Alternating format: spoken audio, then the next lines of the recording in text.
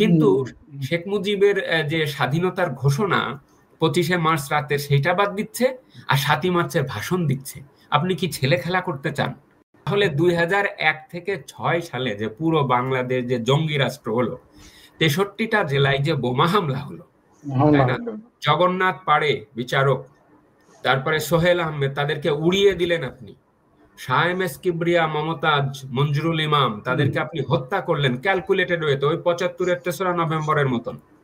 21শে August বোমা হামলা দিয়ে শেখ হাসিনা সহ 22 জনকে আপনি উপস্থিত মারা গেল, বেঁচে গেল আল্লাহর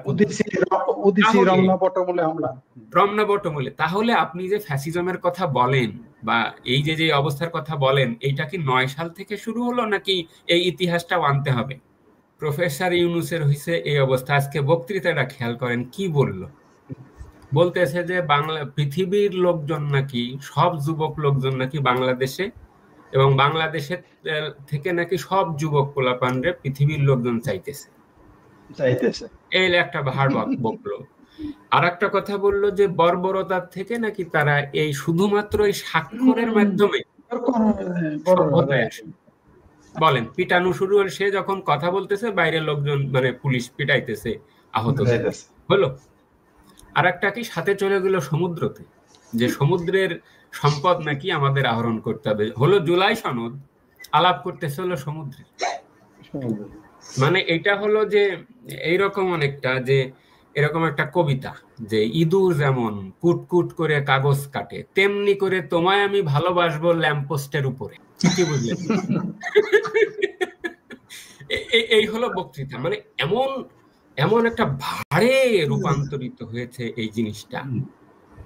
সিরিয়াসলি, মানে অ্যাজ এ ল একাডেমিক আমার এ নিয়ে কথা বলতে রুচি হচ্ছে না বিপুল ভাই, যে আমি যে সিরিয়াসলি পয়েন্টগুলো দর্শকদের সামনে উত্থাপন করব, এটাই হচ্ছে না। তবু আমি কয়েকটা পয়েন্ট বলি। ইচ্ছে করলে 100টা পয়েন্ট আমি এই জুলাই সনদে করতে পারবো, কিন্তু আমি 10-12টা পয়েন্ট রাখছি, হয়তো অত বলতে পারবো না যেহেতু টাইম কনস্ট্যান্ট আছে। আপনি আমাকে থামিয়ে দিয়েন, দরকার হলে আমি 2টা ইন্টারভেনশনে বলবো, যাতে করে ফরিদ ভাইও মাঝে আবার বলতে পারেন। লক্ষ্য করেন, আলী রিয়াজ বলছেন যে এই সনদ, লক্ষ্য করেন সনদ না কিন্তু নতুন উচ্চারণ হয়েছে, আবার এটা খেয়াল রাখেন, সনদ, সনদ। এখানে কিন্তু মাখরাজটা ঠিক রাখতে হবে। এই সনদের আপনার 3টা পক্ষ, বলতেছে নাগরিক, রাজনৈতিক দল এবং রাষ্ট্রের সঙ্গে নাকি এটা একটা সামাজিক চুক্তি।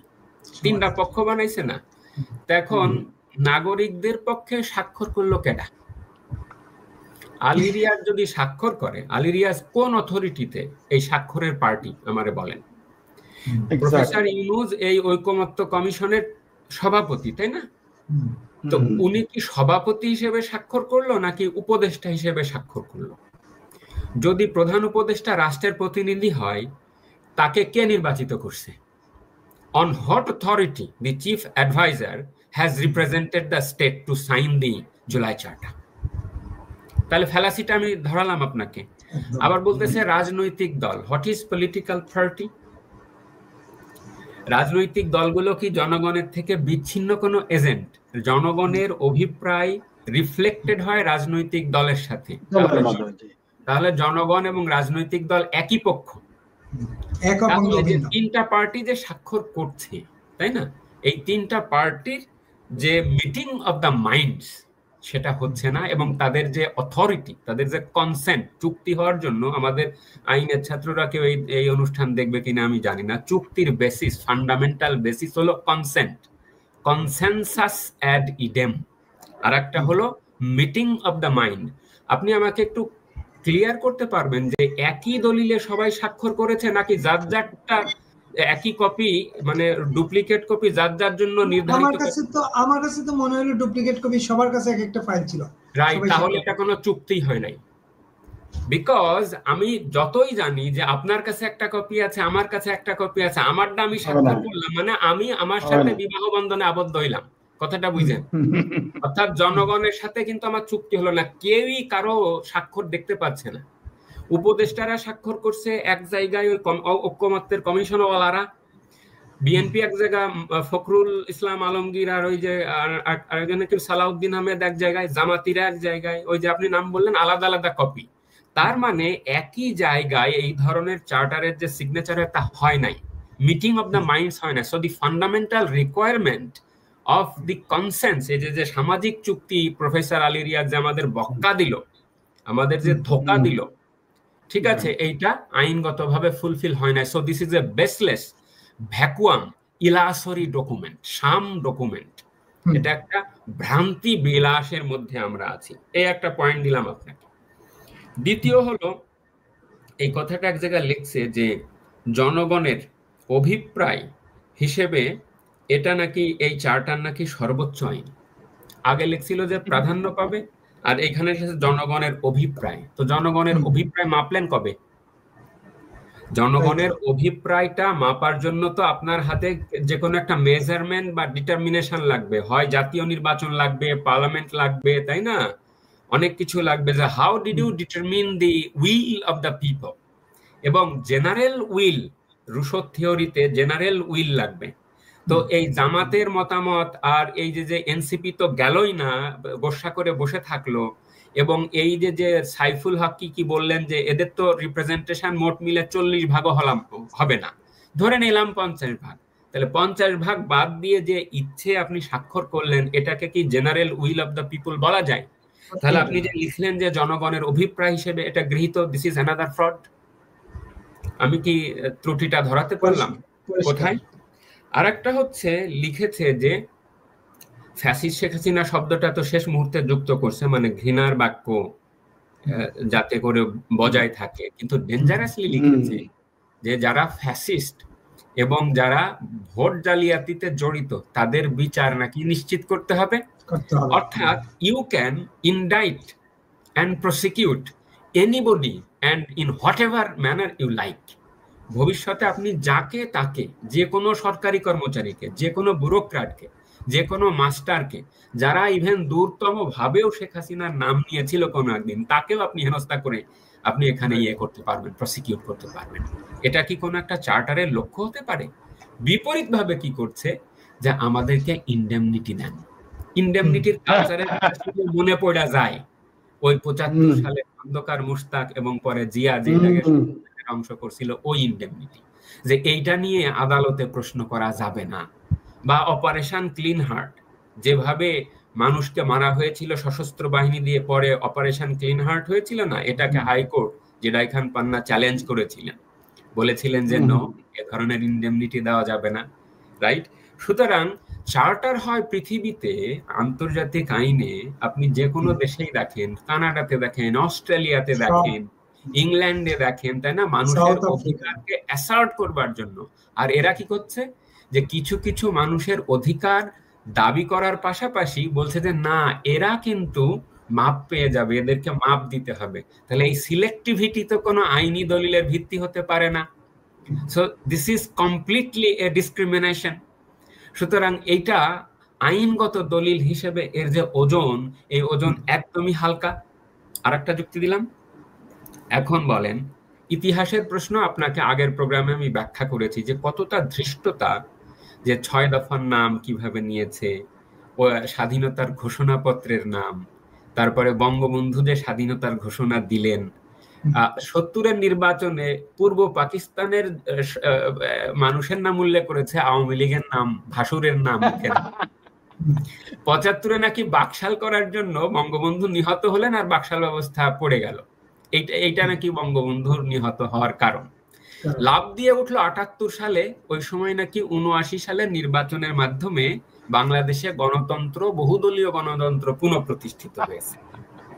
এই যে বাপে খেদানো মায়ে তাড়ানো, গোলাম আজমরে ফেরত আনলেন, জামাতরে আবার রেজিস্ট্রেশন দিলেন, কি বলে শাহ আজিজকে প্রধানমন্ত্রী করলেন, আপনি স্বাধীনতা পদক দিলেন, তাই না?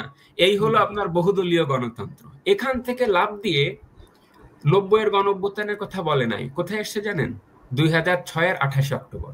বলছে এই সময় লগি বৈঠা নিয়ে কিছু মানুষকে মারা ফেলে আওয়ামী লীগ, ফলে 1-11 আসে, এবং কিভাবে জানি 2009 সালে আওয়ামী লীগ আবার ভোটে জয়লাভ করছে, তার আর কোনো ফিরিস্তি নাই।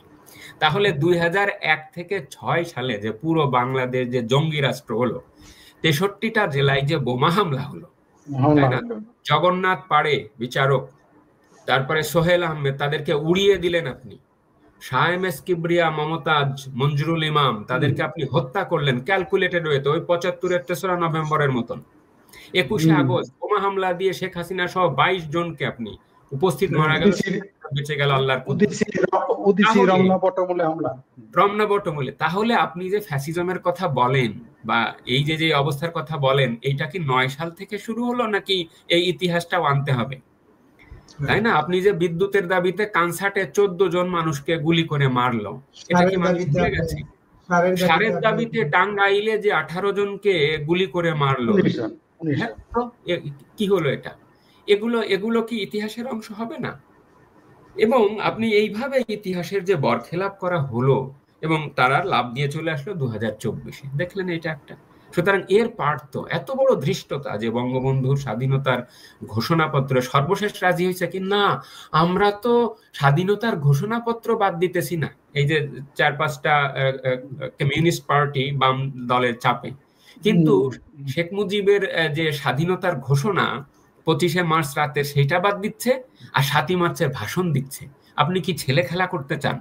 ফাজলামও পেয়েছেন যে আপনি 7ই মার্চের ভাষণকে বাদ দিয়ে স্বাধীনতার ঘোষণাপত্র নিরূপণ করতে চান, অথচ স্বাধীনতার ঘোষণাপত্রে স্পষ্টভাবেই দোহাই দেওয়া হয়েছে 26শে মার্চ তারিখে বঙ্গবন্ধু স্বাধীনতার ঘোষণাকে বলা আছে যে 7.5 কোটি মানুষের অবিসংবাদিত নেতা বঙ্গবন্ধু শেখ মুজিব, তাই না, আত্মনিয়ন্ত্রণ অধিকারের প্রতিষ্ঠাকল্পে স্বাধীনতা ঘোষণা করিয়াছেন, সেটা বাদ দিতে চান? হয় এভাবে জোড়াতালি দিয়ে ইতিহাস হয়, এভাবে একটা জাতি বিনির্মাণ হয়। দেখেন এখানে লিখেছে বিপুল ভাই যে বাংলাদেশের মানুষ বাংলাদেশি বইলা পরিচিত হবে। কোথায় পাইলেন এটা ভাই?